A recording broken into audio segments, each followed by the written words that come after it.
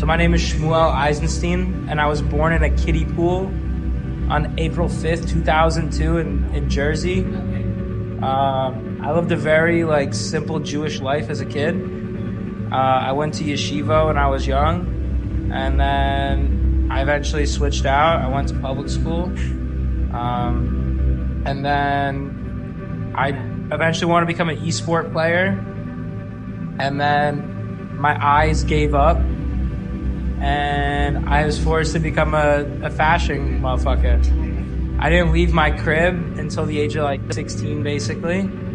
And after that point, I started just going outside, as many people like to say. And I made all my friends just hanging out in the corners of New York. I would sit on random staircases just talking to every cool person that I met. And I changed my life. And now, I make clothes. And that overtook everything else in my life. I'm a college student by day and designer by day and night. You get me. Other people don't. I'm misunderstood, bro. Right. Struggles that I had growing up. I'm dyslexic, so I couldn't really read until high school. That's a fun fact. I'm still an audiobook king. And what I'll do is, instead of reading assignments, I'll throw them in Google Translate and I'll just click play, so I just hear it. I don't be reading a lot. I do read, but it's not my favorite thing to do. I'm more of an auditory learner, an experiential learner. I had really bad social anxiety when I was younger, and that's why I never left the crib. And I was just an internet guy. So eventually me starting the brand forced me to go outside. So in ways that I didn't know work would change my life, it changed my life. I didn't think I was going to be a brand owner. I just made a hat because I liked it. And it was just a fun thing for me to do to pass time on my stranded vacation. And then it took off online. And then I realized I didn't have a choice. I was I should just do this because it's such a cool thing and it's just happening, and there's no reason I shouldn't do it. And then ultimately, eventually I couldn't go back to school because I was going all over the country. I was getting flown out to deliver hats and shit. To me, it was just insane. So I was why would I go back to the life I used to live? I wouldn't even say I have a different life now, but in theory I do. I almost got kicked out of college because I didn't show up to class because I was too busy with all my work shit. And it changed my life. But the brand ultimately does a lot more for me than just what a job should do. Or the brand gave me a social life. The brand gave me confidence. And it just changed me. It grew me as a person. The brand, it gave me motion. The brand really gave me motion and just life. All the bitches in my life switched up. All the tutti started coming. It boosted my confidence as a person entirely. I'm so much more outspoken than I've ever been in my life. I would say the person I wanted to be was the person I became, and I inspire myself. I would say the biggest part and the biggest thing I always live by is being an inspiration of myself, because people don't inspire me anymore. I would say I inspire myself and my friends inspire myself. So I started putting myself around like-minded people, and yeah, I don't know where else to go with it. It did a lot more for me than work should.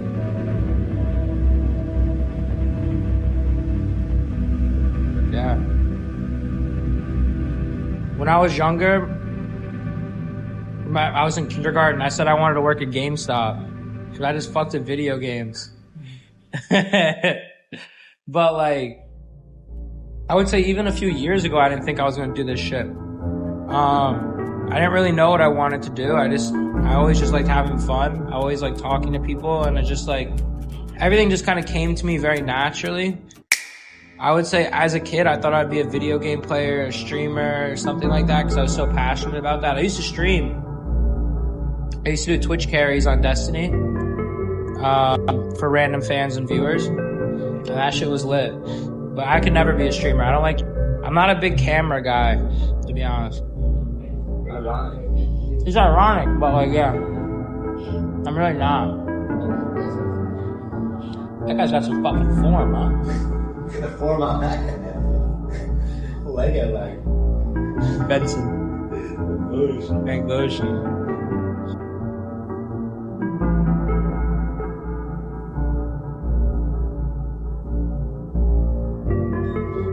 It's super important. I'm able to delegate tasks to my talented friends. For instance, if you're a brand owner, it's so dumb to do everything yourself because you'll never do anything.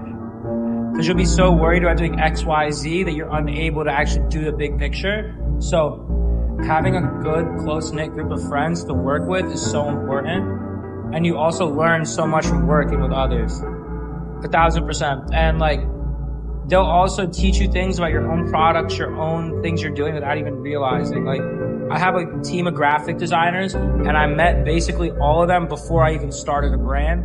I met all my friends that I worked with before I started my brand, basically.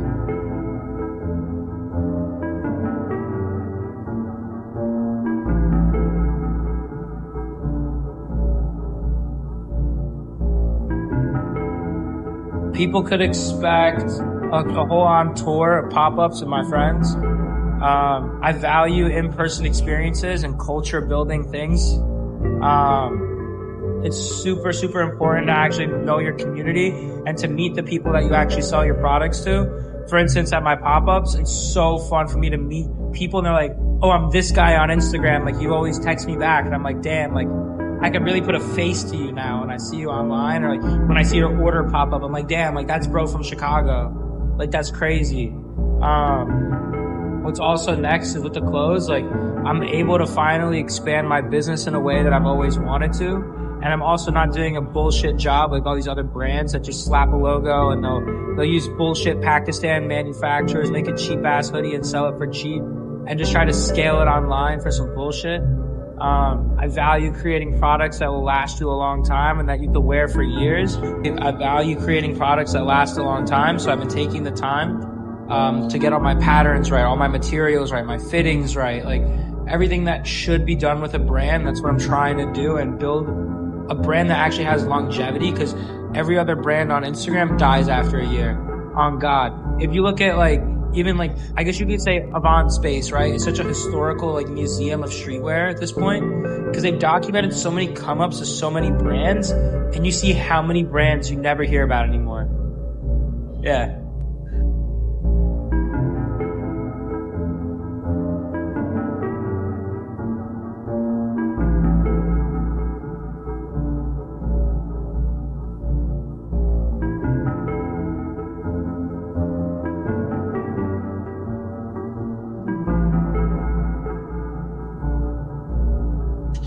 I think it builds the culture of it. Like, I want people to want to have a reason to pull up. Like, you should be able to go to an event and get a pickup where you can flex that shit on Instagram that no one else can get. Also, it's important to build the hype of your actual product. Like, also, a lot of these brands they'll buy a sample, run a pre-order, and they'll fuck up the whole production of their products. So, for instance, like, this guy named Quan, like Poppy Q on Instagram with cozy hoodies, like, bro ran up a bag and never shipped them out forever. That's why I don't believe in pre-orders, because like I want people to actually get their products that they order quickly and be able to enjoy them. So like going back to the question, right? Like why I do the pop-ups and order all and takes time, like because I make sure all my inventory comes in correctly. I make sure it's the same product that people actually ordered. It's the quality. I don't cheap out. You can, if you want to, you can cut it and test the GSM for my hoodies and my stuff, and it's as accurate as it's descripted. Like I don't bullshit my people. And also when it comes to the pop-ups, like I find it fun. I do it for myself too. I love going all over it.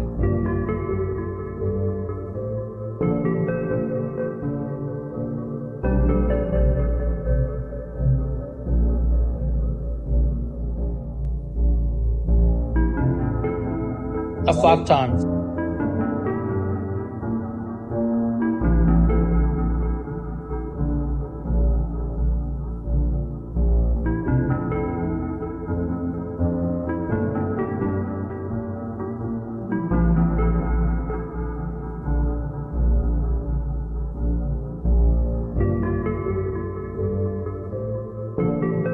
Don't be a fucking retard. Like, I just gotta put it flat and like simple like that. Like, I wear the same fucking pair of beat dead ass Timbs, and all I wear are clothes from my friends that I trade for or stuff like that are given to me. Like, I don't buy bullshit. Like, I'm not going out and buying Ramones when I get a drop and I'm spending a band on Ricks I really can't afford. Yeah. I'm not buying bullshit jewelry that I can't afford. Like, I don't live a lifestyle where like I'm flexing a bunch of orders in front of a rented track hall. Don't do drugs. Stay in school. Stay in school. Get good grades. You don't have to be an AP student. You could be. You could be if you want to be, but just get near there. Right. Get up there. Honors. Honors. Yeah. At least a 3.0. Yeah. That's all we ask. At least a 3.0. That's all we ask.